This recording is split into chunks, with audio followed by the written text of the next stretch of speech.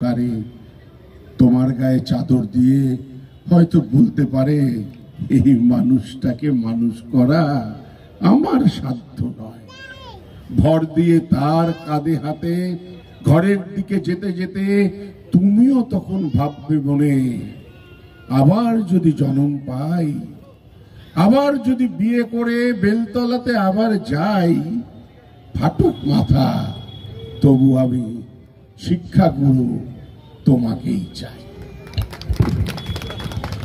আমি শুধু একটাই প্রশ্ন রাখবো, আমি কি বাচিক শিল্পী বলে ভুল করেছি? আপনারা বলবেন।